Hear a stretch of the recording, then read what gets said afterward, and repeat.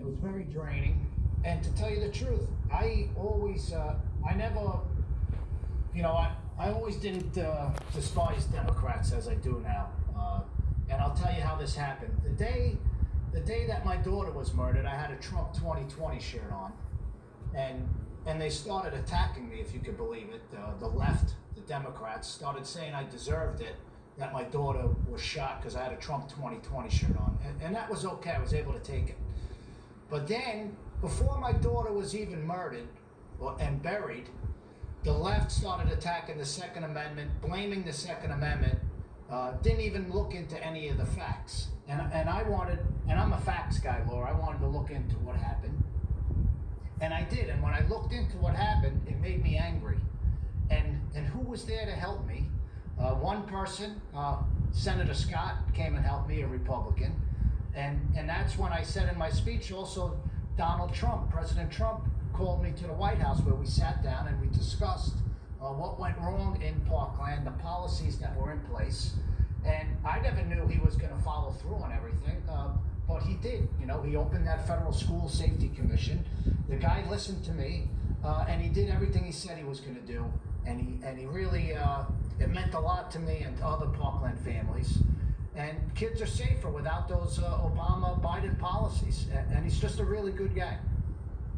Now, in case the audience doesn't believe you, Andrew, about this narrative that's out there about the president, here it is.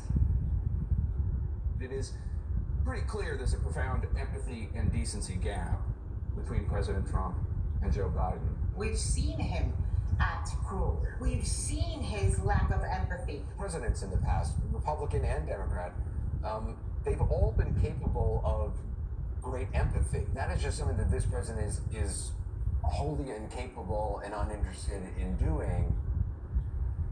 Andrew, your reaction? It's laughable, Laura.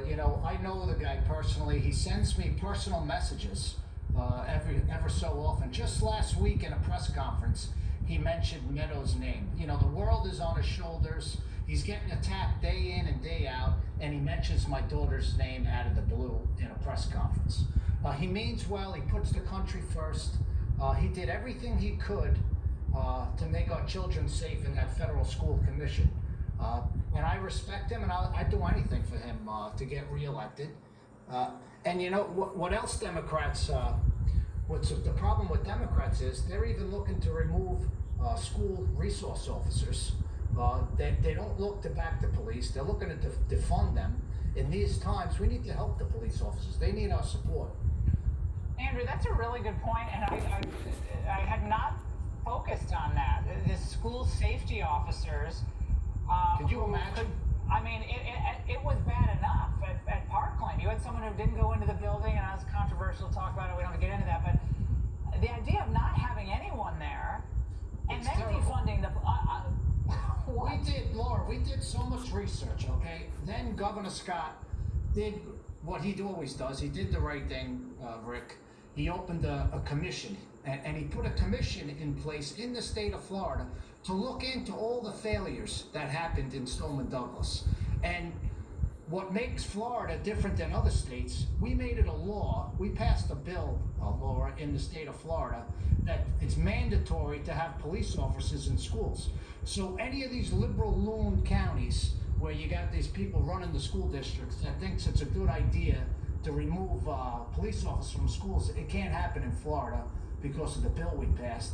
And I know President Trump feels the same way about our police in the schools and funding the police departments, not defunding them.